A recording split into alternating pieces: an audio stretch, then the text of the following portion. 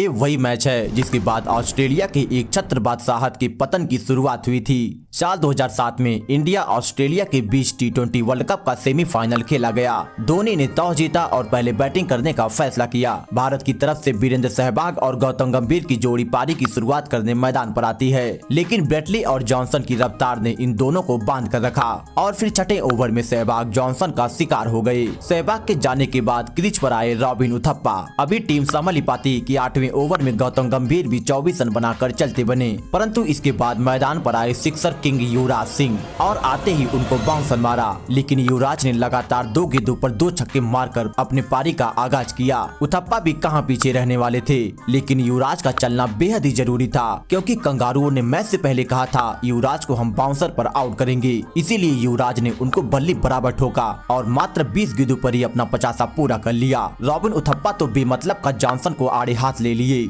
लेकिन तभी एक गलती के चलते रॉबिन उथप्पा रन आउट हो गए। यह जोड़ी टूटने के बाद भी युवराज का आक्रामक रवैया जारी रहा और 30 गेंदों पर 70 रनों की तूफानी पारी खेलकर आउट हुए। उसके बाद MS धोनी और रोहित शर्मा ने बड़े शॉट्स लगाकर 20 ओवर की समाप्ति पर स्कोर को 188 रनों तक पहुंचा दिया।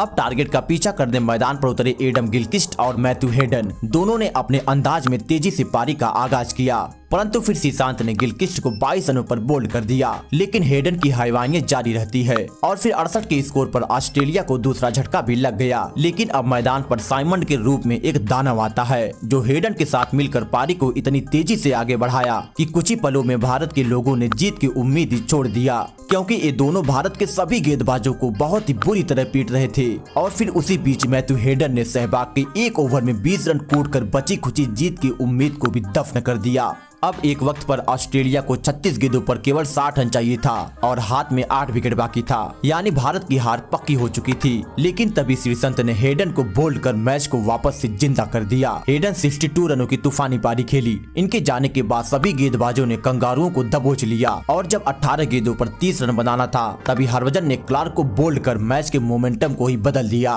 क्योंकि एक विकेट के साथ इस ओवर में केवल 3 रन ही आ सका, जिससे अब 12 गेंदों पर 27 रनों की जरूरत हो गई और 19वें ओवर में RP सिंह ने शानदार गेंदबाजी करते हुए केवल 5 रन ही खर्च किया। ऐसे में अब कंगारुओं को आखिरी 6 गेंदों पर 22 रन बनाना था। माइक हसी बड़े शॉट के लिए गए, लेकिन बाउंड्री पर कैच थमा बैठे। इसी विकेट के साथ ही भारतीय टीम इस सेमीफाइनल को जीत लेती है, क्योंकि ऐसा सालों बाद हो रहा था कोई ICC टूर्नामेंट में ऑस्ट्रेलिया फाइनल नहीं खेलेगी।